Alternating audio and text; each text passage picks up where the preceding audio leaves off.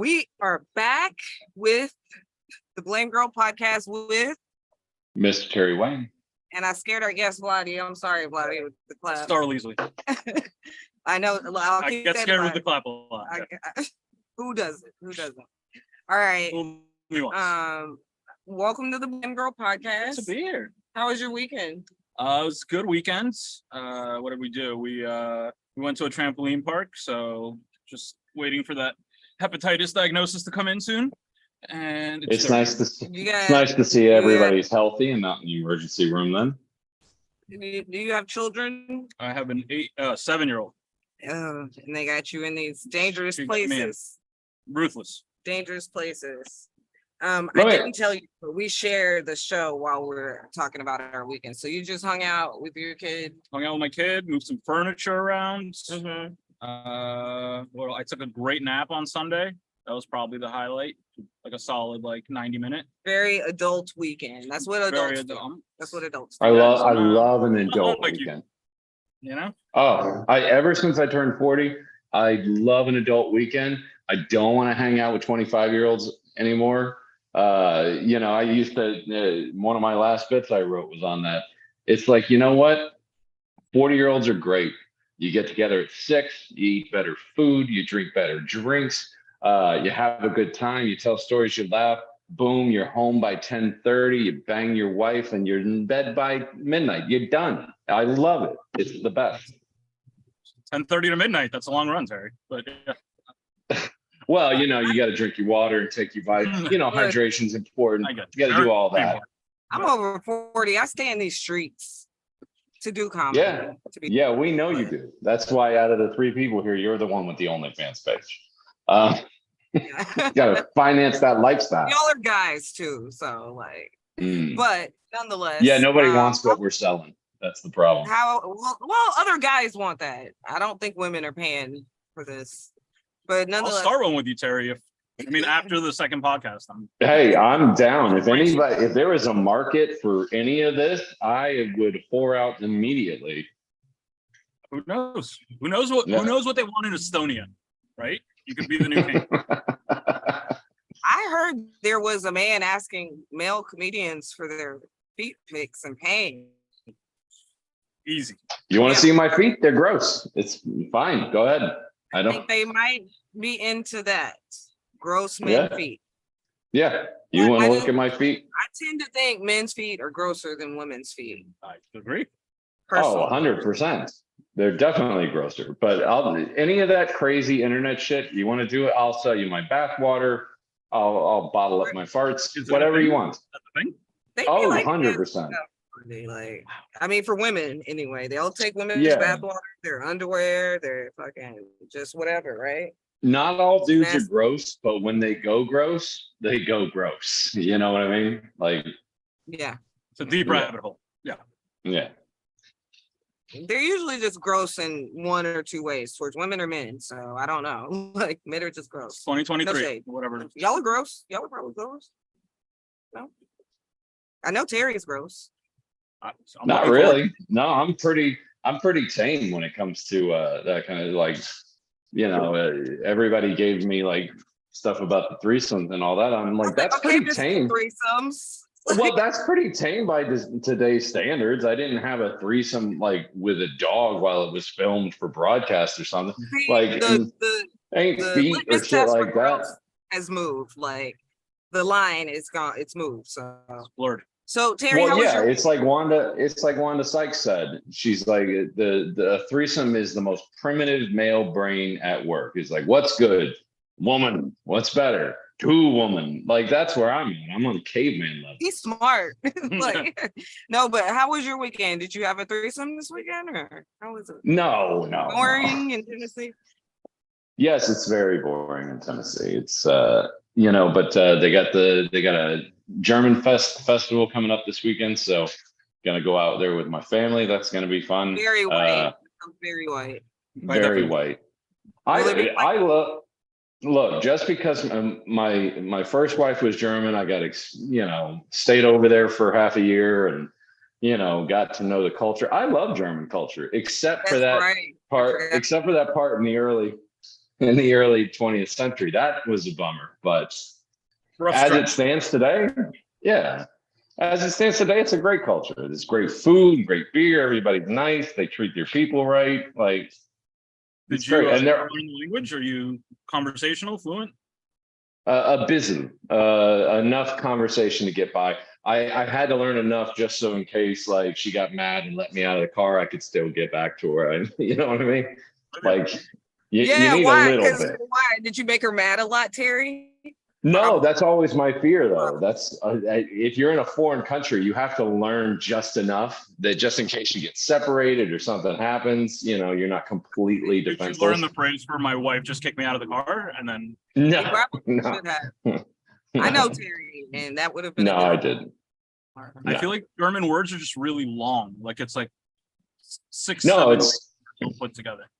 I had a long-standing bit that I used to do about how it's just a hateful language filled with regret and anger, you know, and that's absolutely the case. Because when I first started hearing it, when we first started dating, I was like, "Are you all right?" Because it literally sounded like a knockdown, drag-out argument in the next room. And she's like, "No, I was talking to my grandma about her birthday." It's like, I feel what? like that's just like that's the case with a lot of people from other countries. They sound angry when they speak, like Russians, like have you ever talked to a Haitian? Like, oh my God, Jamaican? Oh yeah, no, it's just angry They languages. sound angry, but they're not. That's just how they communicate. You know? Which language would you say is the kind like nicest sounding? Canada. With English? No, well, no, I would say that's French. the stereotype about Canadians is that they're nice. I would say French. What I mean, that's French Canadian, so I guess that's similar. What But about yeah, even when French people are yelling at you, it still sounds kind of nice. Yeah. what do you think, Vladi? What's the nicest sounding I think language? Italian. Italian's cool, but they're That's all not bad. constantly yelling at each other. But it's like it's nice. Like I feel like it's endearing. It's a family. Oh, you would. You speak Italian? No, We come from different families, apparently. come on, that's That's- it. Totally That's different. it? Yeah. How nice that sound. I learned how to say my name. But okay, so my weekend, guys, thanks for asking. Nobody cares. It was a weekend that the only big thing or good thing show thing that I did is I hosted the Doghouse Theater. So that was fun. I've never hosted Nice. there. Usually the host is always the same. So it was nice. I love performing at Doghouse. It's like home to me now because it's in Delray, and you know, I can always go up on a Friday if I don't have a show. So I love it there. And I just volunteered to host, and it was a good time, tightening up my hosting skills. So It's a different animal. yeah. Like I'm relatively. We'll get into this, but I'm relatively new to stand up, and hosting is a whole different. Yeah. It's a whole different. Oh yeah. I was wondering. Yeah, how it's a long different it would- tempo. All right. So guys, are y'all ready to do some blaming, and then we can get to know Vladi a little bit better? First of all, you pronounce my name better than my parents. You're doing great. Ooh, I got a lot of. There's a lot of variation. I am cultured, Vladi. I don't know if you know. So, I'm not like this redneck in front of you. Me, I'm the one that helped culture you, I think, a little bit. You didn't even know what a confit was until I brought. Take credit for culture. You didn't even know what not. I've been to confit was Italy. until I brought it into your life. Anyway, guys, I don't know if you heard this week, but Elon Musk car tried to kill him, and I've got a new joke. Who's to blame? Elon, I guess, for trying to get it past the traffic safety authority, you know, because that's the main Tell us a part little about bit this more about story. that. Well, essentially, the way that Tesla, as the corporation, you know, submitted it to the Federal Traffic and Highway Authority or whatever they call it, they had 3 different modes of self-driving. Yes. 3 different modes for 3 different types of drivers. However, they're apparently in the, you know, underneath all the sub-programming, there's what they call the Elon mode, which is basically just Mad Max style. And then he went on and did a live stream doing this, and it tried to run the red light on the live stream, which was fantastic. So Yeah. I'm going to put it on the ones that tried to sneak it through without the federal regulations having to come into play and investigate. Here's the problem. Okay, Vladi, what do you think on this? Okay. Who's to blame? Ultimately, Elon is to blame. I think he has a history of like things not going exactly the way that that he plans on, like with the Cybertruck. I think, didn't he throw a rock through the window and the window shattered? Yes, he did. Yes, he did. It's exactly what I thought of. Ultimately, it's with him, but we got to think like this is heavy duty computering that he's doing, right? Like a lot of programming, a lot of stuff. I feel like nobody ever thinks about like when people started riding horses, how many horses crashed into each other before they knew, right? Like I feel like it's trial and error, and it happens. Ultimately, the buck stops with Elon, but Okay. here we are. First of all, that's a great point. Ultimately, the buck does stop with Elon, right? But Elon is not programming the shit himself, right? Somebody fucking hates Elon and wants to kill Elon. Things being sabotaged. Yeah, Yeah, absolutely. They don't like him. He's so unlikable. He can't program these cars. He's got the funding. He doesn't have the technological knowledge to make these cars work. So he didn't create Elon mode. Someone else did. And whoever did that don't fucking like Elon. That's who I blame. It's fair. Maybe, probably, but yeah. And by the way, you were right. Yeah, horses were crashing into each other, which is what invented the intersection and the stoplight, which were both invented by a black ex-slave that got almost killed, who was driving it for people. Anyway, just He side couldn't read note. the signs. Maybe. Didn't have to. They were colors. Come on, this was fun. It was supposed to be funny. Never mind. All right. Well, no, I don't think it was any kind of, because you're right. He's not doing all the programming. Elon's more of just a figurehead at this point. Elon's more of just a figurehead at this point.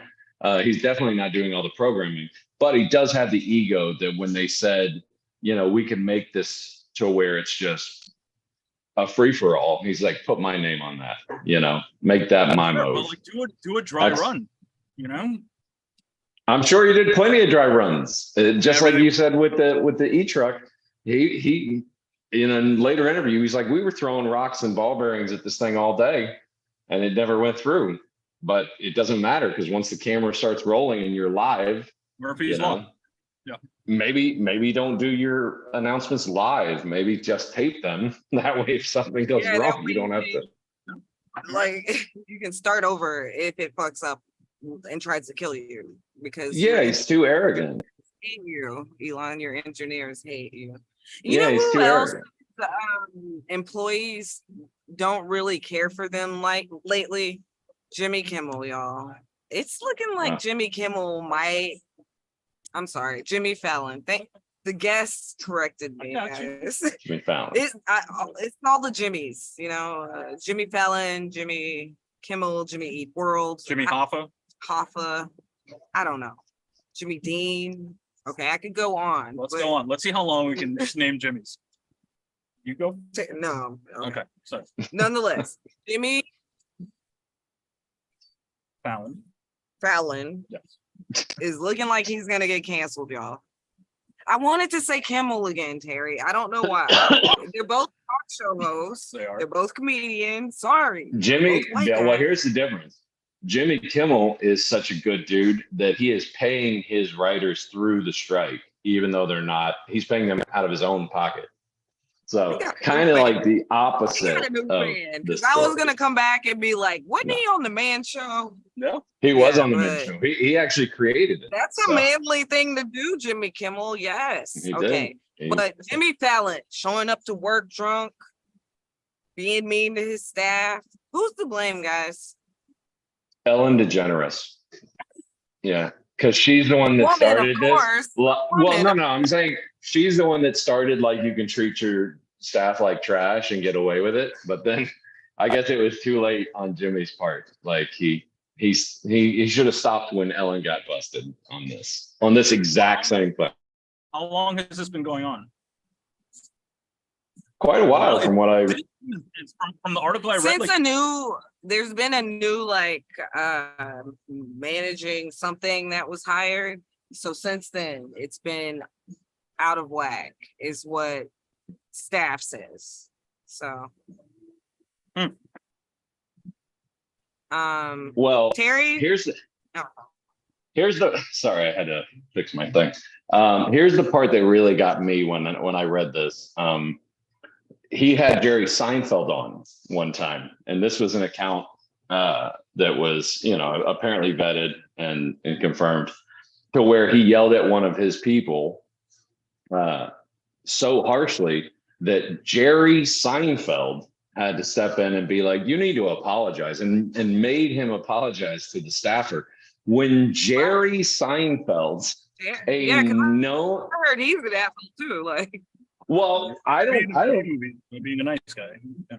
Well, I don't think he's the nicest guy in the world, but I think that Seinfeld, the allegations against him being this big prick, I think they're widely overblown. So why do you think Jimmy Kimmel's getting these allegations? Is it all the cocaine that he does? Fallon again.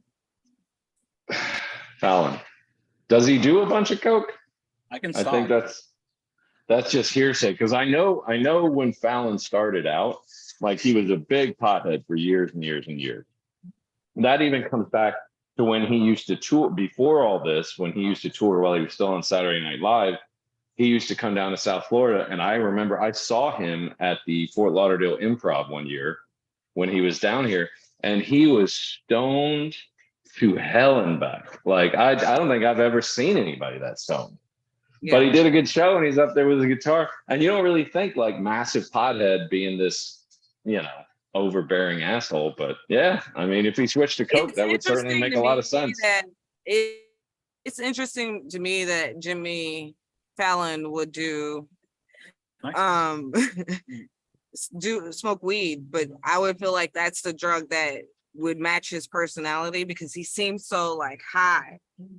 What my understanding is that him and John Mulaney were doing coke a lot together, as we know John Mulaney's gone into rehab and stuff, but they were doing coke a lot. What if you make good art when you're on coke or weed or whatever drugs? I see no issue with it. And apparently you scream at a bunch of people. But if you're screaming at your staff, yeah, that's the only problem. What if it wasn't just about screaming, it was like berating, and everybody said they thought they were under the chopping block every day, and there's constant threat of being fired all the time. Yeah. That's why Kim Jong-un has a very successful country, because he instills fear in his people, and this is the same strategy. Look, I think we've all had the toxic workplace experiences with the shitty bosses. I don't think it's an uncommon situation, but to Terry's earlier point, like, Ellen fucked it up for everybody, and now nice guys like Jimmy Fallon have to bear the brunt. Maybe he wasn't really a nice guy. It says 9 years of like running through showrunners, and he's been a problem. I feel as though I'm not defending him per se, because I don't know exactly what was said, but it's a high pressure situation. They have to put on a show every day, and there's a lot of moving parts, I assume. So yeah, maybe a little bit. There was some of that. That's a valid point, but 9 years and 9 showrunners, that says quite a bit. How many do showrunners usually, like, what's the average lifespan of a showrunner? A lot more than a year. I mean, I couldn't give you the exact figure, that's but a high turnover rate for your staff. I know. Yeah, I know that, like, in a pretty glum atmosphere, and they face a lot of intimidation from their bosses, including Jimmy himself. So it impacted their mental health. And let me just say this: we live in a new world.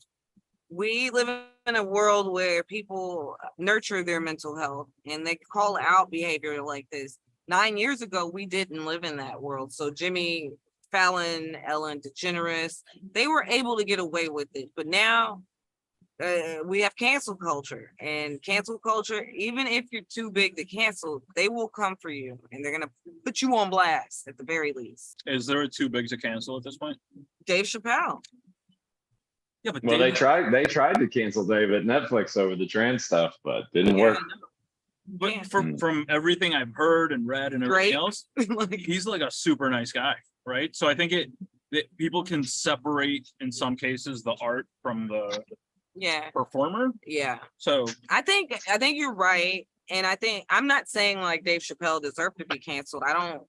I think with trans issues, they're very delicate. And with him, there were some people that are trans that supported him, and then some people that are trans that did not support him. You know what I'm saying? And I don't Well, know. It's like that's a horse of a different as color. a cis woman, like I gotta choose, and I like Dave, and I don't think he meant any ill will towards trans people or meant for them to get attacked based on his words or anything like that. So I choose to still be a fan of him. You know what I'm saying? If he was trying to get trans people murdered in the streets, that'd be different. He's not. So Well, but there's also like a some gut trans shot people see reaction. like some trans people see that any pushback or any calling out of anything means that you're trying to get them killed in the street, and that's just not true. It's like when I tried to post about on TikTok, I posted about the facility that, and I have a joke about it now, the facility that wanted to get rid of the word vagina and call it a bonus hole, and that's wild to me. You know, like what kind of facility was it? it was a like Is it a doctor's office? Because that's just like a gynecologist's office. seriously? Yeah. Oh, It was for like not just gyno, but like also dealing with like cancers and shit like that. But you have trans men who may still have some female organs that will have to go there, and maybe they don't want to hear it called a vagina. But you know, anyway, I don't feel like I was being transphobic. I'm a woman. I have opinions on vaginas. You know what I'm saying? So Well, yeah, but that's what we're living right now is that whenever you mention the trans community, they're like you said, so it's such a fragile thing that most everybody will immediately just snap to whatever they're saying and be like, yeah, we got to support them because they don't want to have those knives pointed at them over it. And you know, you can say what you want to about any of it, but you know me, I'm always logic and the science. And you may not want to call it a cervix because you transitioned, but if you get cervical cancer, that's going to be an issue, you know, because you can't go to the doctor and be like, you have cervical cancer. Impossible. I don't have a cervix. And it's like, yeah, you do, and it's got cancer in it. and then I You went and know? posted my joke that I've written that I perform, and someone tried to come for me, and I was like, had to explain I'm a comedian. Da, da, da, da. It says comedian in my fucking username, and they were like, I'm sorry, it was just a gut reaction. And I was like, yo, thank you for being candid. They were Well, like, I'm a trans man, and it was just an initial gut reaction. I was trying to be funny. I don't feel like I was attacking trans people at all. And I was kind of making fun of dicks too, you know, in the same joke. So anyway, that's always safe. That's a safe place. Well, you know, I feel like as long as your intention is in the right place, it's going to be fine. Because when I was down there, you and I did a show. I think it was Brews Room that we went and did it together. And there was a trans man there as a comedian. I didn't know they were trans, but we ended up outside talking for a little bit, smoking and whatnot. And he said during, and he said during it, he said, well, actually, I'm trans. Because I think, like he brought it up somehow. And he goes, well, I'm trans. And I go, I couldn't tell, but isn't that kind of the point? I said, good job, I guess. You know, and he just, yeah, that's what I'm saying. He just laughed at her because, well, and I know we don't know each other, but she knows me very well. And in that situation, she would be worried that I would get in trouble somehow. But there's just no hatred in me about that. So I don't. And you know what? When I met Lucas, I was surprised too. But then eventually I wasn't, because Lucas is one of the nicest men I've ever met.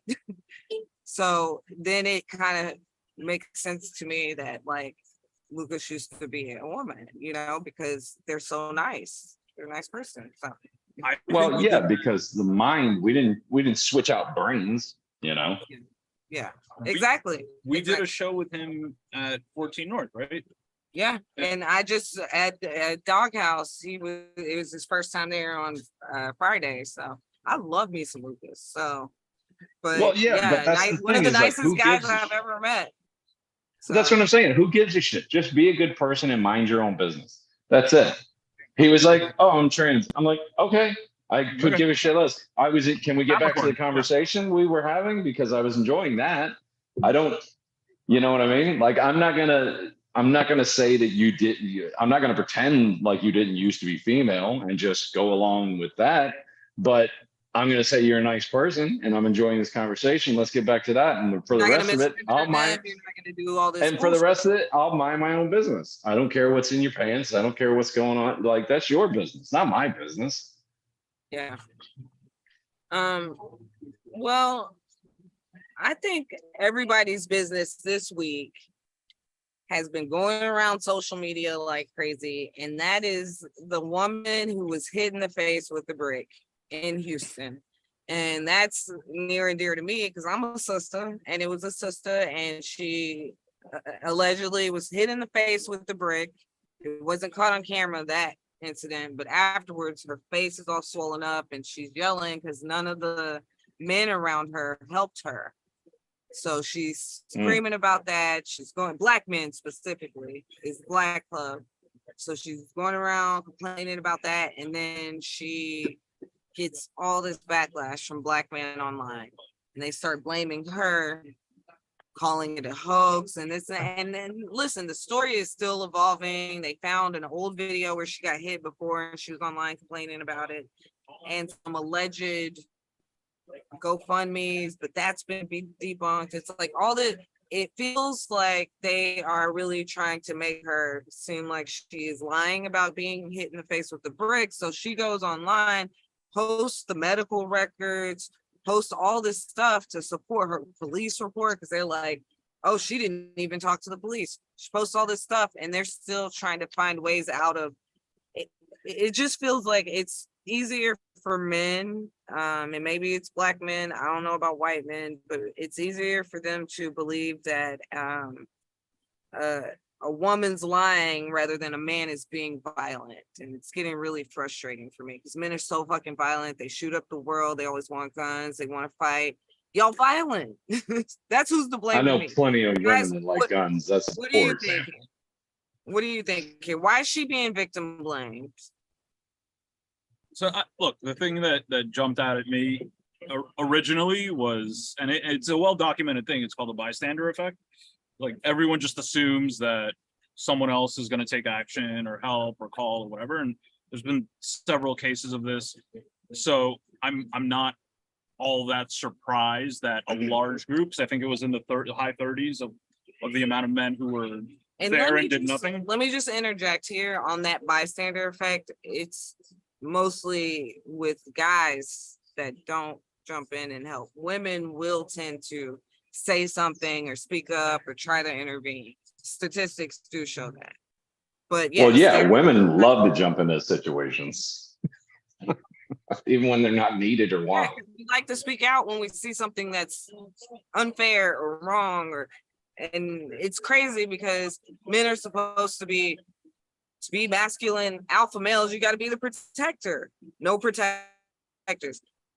Texas, no guns. Like I don't know. I mean, look, who's to blame is the guy that hit her in the face with a brick, right? Like I think that's Definitely pretty cut and dry on that part of it. For her getting, he's to blame, or is it something he's to blame deeper for within society why she's getting blamed? I think he's to blame for causing the whole situation, right? Like there's literally no excuse that could ever be developed.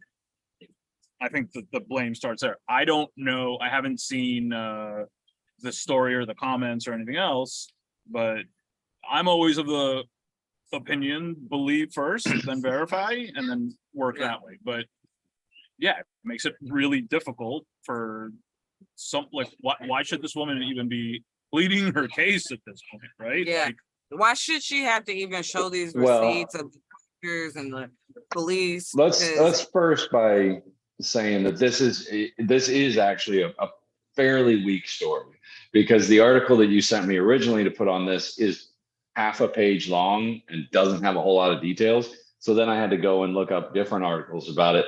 and try and figure out. And there's not a whole lot of information coming out. So I'm going to say flat out, like, I have no idea how this story is going to evolve. I'm not going to necessarily say that she's exaggerating or making things up, nor am I going to say that she isn't, because there's just not enough information. However, I will say this, as being the man that I am, raised the way I was, if you're a dude and you see a man attacking a woman and you don't intervene, you're a piece of shit. That's just the way I'm looking at it. You're a piece of shit. Now, does that mean that they should be in the wrong because they didn't, because they were cowardice, or they, like you said, they were waiting for somebody else to do it for them? No, there's nothing legally that says that you have to put yourself in harm's way to help somebody else. However, I think if you see a woman, as a man, if you see a woman getting attacked by a man and you don't do anything, you're fucking garbage. But men are so violent, other men are afraid of them, and that's why they do. You know what I'm saying? They're scared that this man's gonna fucking hit them with the brick, or they're not gonna go home to theirs. But like, at the very Doesn't least, matter. to me, Doesn't matter. open your mouth and say, "Yo, what are you doing?" You know, No, stop. whoop his ass and do it There should have together. been a collective ass whooping going on. Yep. I think. Do it together if you have to. If he's a big guy and He you had don't a think brick. you He take didn't him, have an AR-15. Like, exactly. There was like 30 dudes there, like bum rushing. You know what I mean? Do the right thing. You know that every, I don't care who you were raised by, your father, your mother, your grandparents, your grandmother, somebody told you that it's wrong to hit a woman, and somebody tried to ingrain in you that if you see something, you do something. That's it. And if you're not following that, I call you a coward and I call you garbage every time. look, that's a Southern mentality, but it was in the South. It was Texas. So I don't understand. I don't understand any of it. Well, but it just you know what I think? it goes to prove that men do not care about Black women. Well, At least you know what I think? They say everything's bigger in Texas. That must not include the balls, because I'm not seeing any big balls there. You know where I do see big balls, guys? With the prisoner that fucking crab walked out of the goddamn Love prison, this yo. guy. Who's to blame? What? How did he Nobody. get out? I In think another country, I saw it at first. I was like, it was up here. It was here.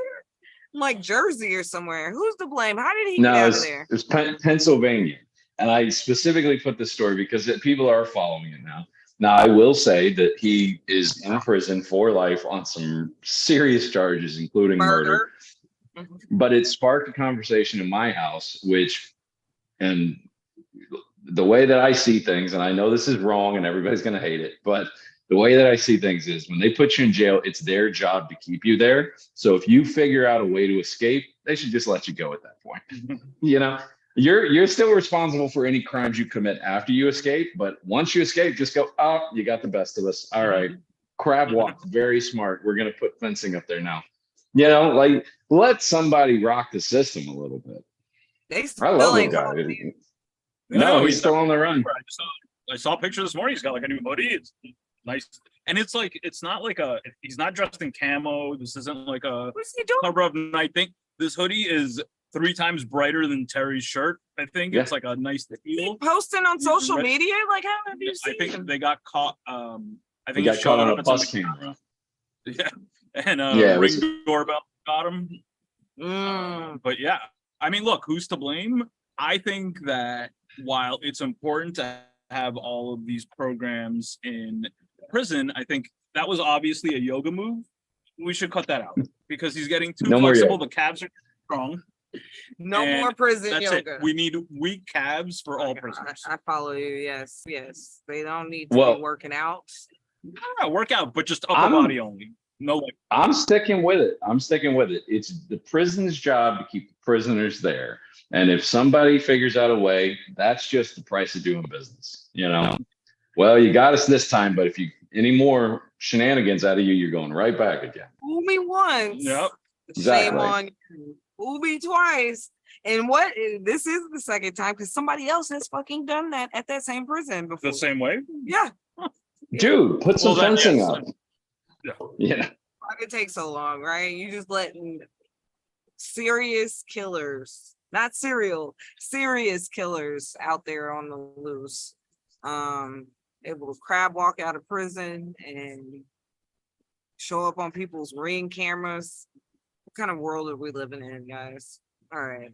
It The is prison's to time to, blame, by the way. That's who's to blame. Fix your prison.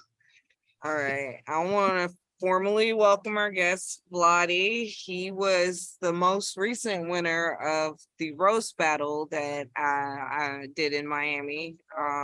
Welcome, Vladi. Thanks. Good to be here. Yeah. So, you said we were going to talk about this later. How long have you been doing comedy? Just about a year and a half.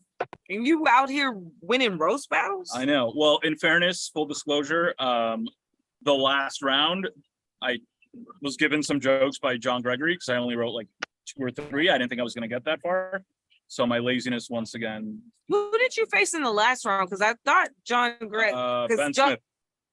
Okay, I don't even remember Ben Smith, but I know John Gregory was the guy to beat. He was absolutely the guy to beat. And you beat him. Right. Nice. Complete accident. But I beat him. I think it was one joke that clinched it on the John Gregory round. I said that What was the joke?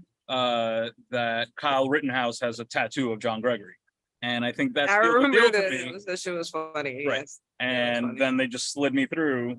And then I think it kind of helped. I have not seen anyone better at roasting than John Gregory. I haven't either. He was Dude, so good. Like that delivery. Cherry, you know John Gregory? I do. John I'll Gregory have was to get good him at. on. Yeah, he was great at roasting before roasting came to South Florida. He would mainly just do it on Facebook back in those days. He's just but- mean. He's just a mean girl. Yeah, but it's smart. No, he's an And like antagonist. the way he does it. The way He likes does to it. stir the pot. He knows did where this the thing- sore spots are, and he likes to do it. He did this thing where he kept repeating himself about the person. And I was supposed to do that about Sergio. I was supposed to keep repeating that Sergio likes humping, right? Because that's what somebody told me about Sergio. He humps the mic stand or something when he's on stage a lot. But when I saw that John had done that, I was like, man. But then at the same time, I felt happy to be out of it so I could enjoy it. And it was fun to watch. And then I was like, I think it was a good time. yeah, it was a really good time. And it was my first time at Miami Improv. But anyway, enough about the roast battle. So you said you've been doing it for a year About a year and a half. and a half. How did you get started? I mean, I was always a fan, and I've always been like back of the classroom funny. And it just never, like, I never did anything with it. And then after a fair amount of therapy, and then the Dania Improv opening like 9 minutes from my house. Okay. Like once I saw that sign, we're like coming soon, Dania Improv. I'm like, I got to do this. Like that's it. Yeah. There's no more excuses. There's Yeah. no like, oh, I don't want to drive to the Grove to do the improv when I was there. Like that was always an excuse. And yeah, just did it Now it makes sense why you wanted to meet at Dania Improv tonight instead of Spanx. because it's so 9 minutes from my house. Yeah. It's so close. So you didn't take classes or anything. You just went there for what, a new faces or? Yeah. So oddly enough, I took a class at the Palm Beach Improv. Like I'm Oh, gonna you did? say Okay. 2004. Oh, okay. A yeah. long time ago. And then my grandfather died like the same day. Like I always had an excuse. Oh, wow. Right? Yeah. And yeah, just never did it. And then hung it up. Always still been a fan, but yeah, finally Yeah. got up and I love it. Nice. So since you've been doing it, what has become like your favorite place to perform at? And you can't say, Can't say the improv. Based on proximity Too only. easy. you can't say. No, you can't say the improv. It's too easy. Everybody would say that. Kelly Brothers in Fort Lauderdale is a lot of fun. Okay. We do Okay. that once in a while. I haven't been in a little bit. Yeah, it's just a good vibe. It's the bartenders are cool. Like you get really good people in there. It's a lot of fun. It's like a homey environment. And once you get in with like a good group of comics who are cool and supportive, but at the same time will knock you down mercilessly. Like Yeah. those are my people. Yeah, you know? yeah. And So- it's interesting that you said Kelly Brothers because when I came on the scene, Kelly Brothers was being run by Damien upstairs. It was a different vibe. but now Abby Ballin's running it. Well, Pedro Downstairs. does it too. Oh, that's right. But does he do a mic or is it just He does the a mic. He does a writer's room. a writer's room? That's He what rotates through. I didn't know he did a mic there. And it's Tuesday night? It's like every other Tuesday. Every other Tuesday. Yeah. Okay, maybe I'll have to check it out, especially since you say that's your favorite room down here outside of the improv. That's interesting. So we got the Kelly brothers. Have you traveled to do comedy since you started? As far south as the Sandbar in Miami, which is like it's like a solid hour 15, like when it's late. Okay, So I don't it's know where far. that's at. It's like where like Key West is. Mhm. Keep going. But also really good comics. That's where I saw like John for the first time, and Mike Daba's always like the best. Yeah. So yeah, I mean I'm not going again, but it was nice. Yeah, I now I'm like interested. I kind of want to go to the Sandbar. Is that an open mic? Back Or? at lunch. Yeah, I think they're like off for the season, which I don't really understand because this is when the weather's good Mhm. and it's outside. But All Well, right. the season runs from the day after Thanksgiving to the day after Easter. And it's because the weather's bad up here. So everybody in the Northeast comes down to there. Just but still, I'm like, it's nice out. More people will be out there. So I don't know. yeah. I'm not a scientist. Terry just explained to you. No, it's not a science thing. No, I used to have a shop on Palm Beach Island and we lived on the season. So, Vladi, what's been your biggest, no, your proudest moment? That's what we'll do first. Sorry, your proudest moment. Look, just getting up there the first time, like being completely unaware of what I was supposed to do, and it's I don't know 300 people. Tell us about it. What happened? I dry heaved for a while, for like an hour before. Completely just scared shitless, and then I just blacked out. Like just it's you don't realize it when you're up there, and then you get off and you have that rush and that Mhm. high.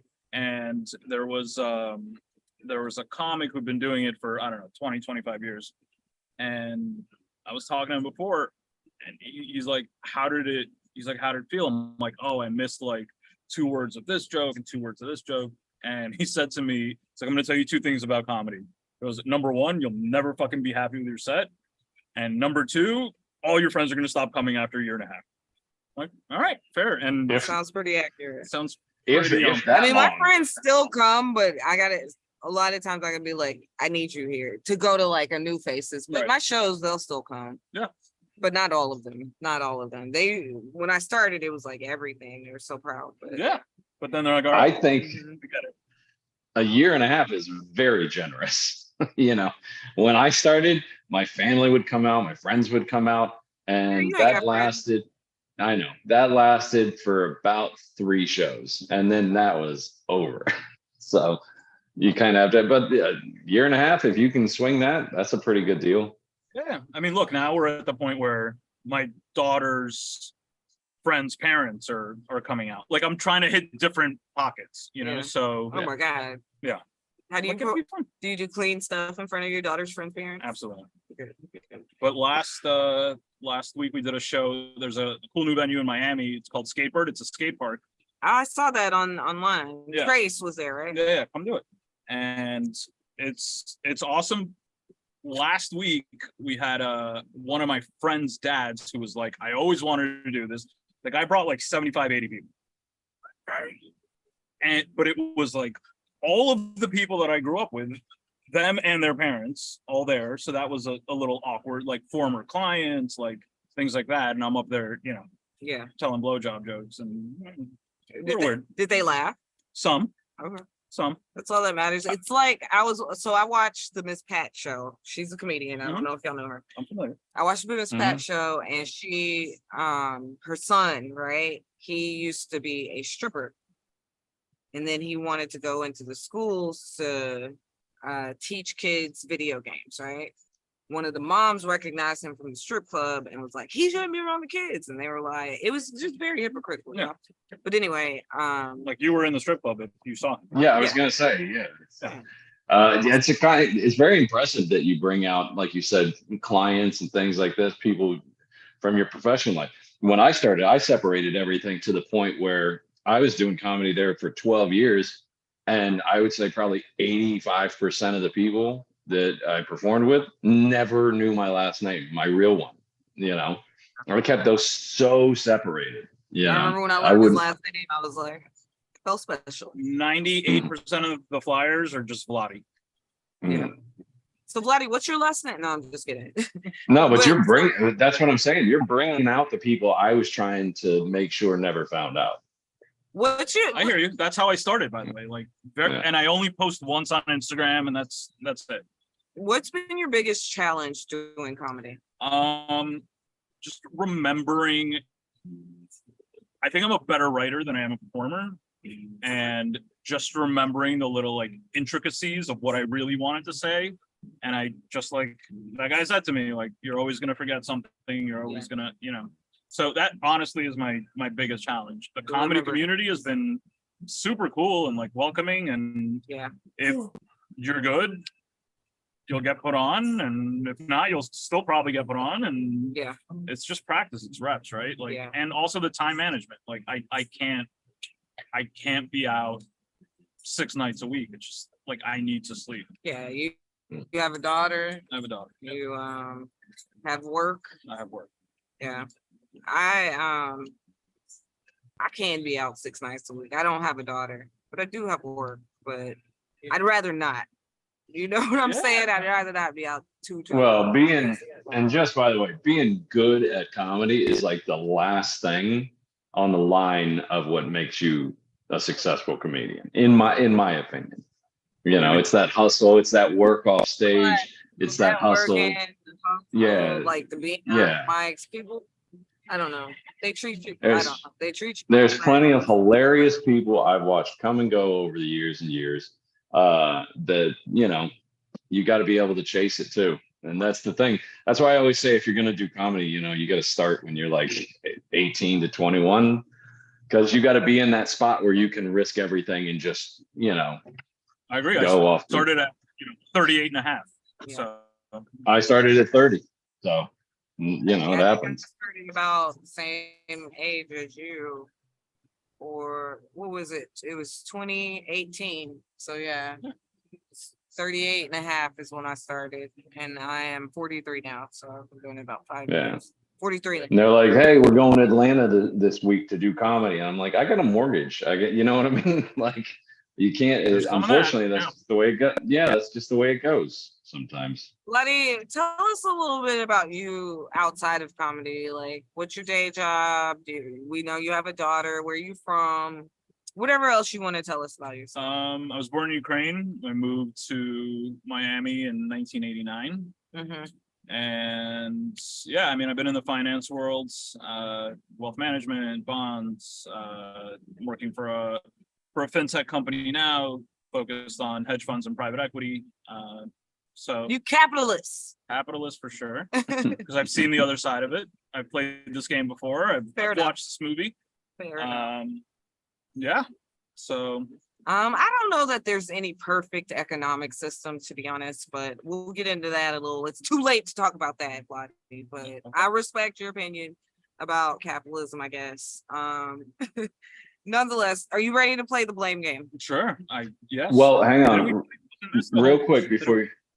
I Okay, just go want to ahead. ask him one thing. Having been born in the Ukraine, how do you honestly feel about all these middle-aged, wealthy white women with the flags on their cars now, all of a sudden? Do you feel like, oh, you don't give a shit, it's just your thing? Or I don't know. What's your opinion? They were all Ukrainian. I thought it was a. No. Yeah, I don't know, man. The whole thing is really tough. I still have family there, so that makes it obviously very difficult. Yeah. Hell yeah. I like the stickers, and some of them have been very creative. I just want it to end, right? Like, you just want people to go back to their normal lives. Yeah. I don't see an easy resolution to this. I think there's been a lot of folks who have tried to broker things behind the scenes, like Turkey, other countries out there, and you got two hard-headed people, and there's a lot of vested interest in this war through the US's incredibly large and, non-stopping support. But what happens if it stops, right? That'll just be killing fields at that point. So, well, I only asked that, and I hope I didn't step over the line. I just said the only reason I only asked that is because if it was me, I'd be a little pissed. I'd be like, come on, man, I ain't your flavor of the week. Get back on Instagram or something, That's the way I would feel about it. this is the first time anybody knows where Ukraine is. I think this is, so from a PR standpoint, looking good. But I think this was a war that it's going a little longer than expected on all sides. You can't cross lines with me. I'm good. But yeah, I mean, hey, kudos to Ukraine, because we all thought that was going to last a month and it was going to be over. So, well, I don't think we need to do a blame game. That was a good question, and I would have preferred him answering that than what I was going to ask. what are you going to ask? oh, well, good. Yeah. I'm not going to answer it. Just tell me. I was just going to be like, you're Ukrainian and drink tequila. Who's to blame?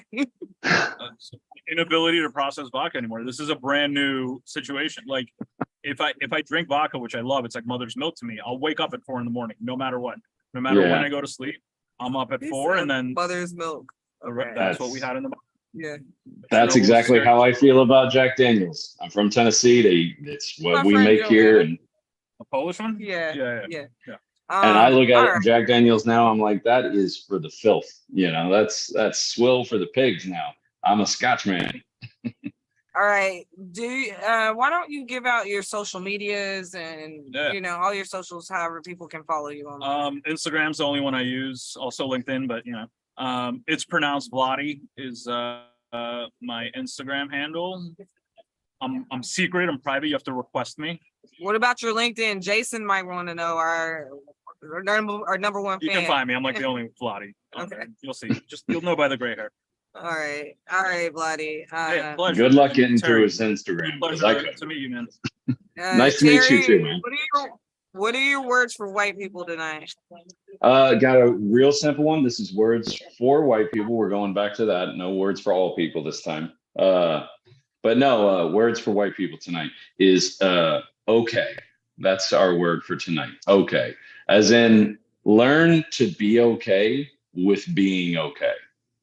Because I've noticed over at least the last 20 some odd years, it seems to me like, because the first half of my life, everybody was struggling to get to a certain thing and they were climbing over each other like rats to try and get to the station in life. And I've noticed in my personal life and through social media that it seems like the higher you get and the more you get to that place you thought you wanted to be, all of a sudden you got all these new problems that are springing out of nowhere. You finally made it out of this neighborhood and you finally got to the place you wanted and finally got security you wanted. And then now you're depressed, So I think it's really important, especially for my fellow honkies, is just learn to be okay with being okay. It's okay to not have problems. It's okay to not be struggling. And I even know this for myself because I came from, poor ghetto neighborhoods too. And in my teenage years, at least. And there is that imposter syndrome that, is a very real thing. When you spend so much time learning to lose, the feeling of winning feels weird and uncomfortable. And getting to that place can feel like you don't belong there because they're going to find out and you're going to go back to where you came from. So that's why we're just going to be okay. And every time you start to feel like that and those intrusive thoughts come in, just learn to be okay with being okay. And it's okay, if you're a healthy person and that's your main concern is eating clean and doing and being, that type of person, always exercising, that's great. But if you have the craving to go get a Big Mac, you shouldn't be beating yourself up over it. It's fine. Learn to be okay with being okay, no matter what the situation is. That's it. Yeah. All right. It's good stuff. All right. And we all got the opportunity to watch the sunset together. So that's nice. There you go. Well, not me. Sun's still up here. Well, you can watch it behind us. You don't have the Sure. sun is still up there because you're in space. That's right. That's right. And just to mention it before we go, the book is still on sale on Amazon right now. It's called Unclaimed Ashes. Please give me your money. And it sounds like we can watch you on the worst ones right now. Are you switching over to that? Yes. Yes, I'm going to be switching Y'all do over it to live? that. No, that one's pre-recorded, which is why our times vary all the time. But Oh. no, you can check out the Worst Ones podcast on Apple iTunes podcasts, on YouTube. It's on what's the other one I'm forgetting? MySpace. No, Spotify. Sorry, on Spotify podcasts. It's on there. It's right next to Joe Rogan's. We're almost at the same level. All right. That's where you are in my heart. I don't have any shows coming up this week, but I have I'm in the Funny and Pink calendar. So we're shooting that on Tuesday. Y'all don't get to watch that, but I'm just letting you know that calendar is going to be available sometime soon for 2024. And then I am going to do some partner content with Mac Lawson. She was on the show a couple of weeks ago on OnlyFans. So I'll probably be posting about that. So keep your eyes peeled. BlameGirl XXX. Follow me, pay me this money. All right. Until next week, guys. All right.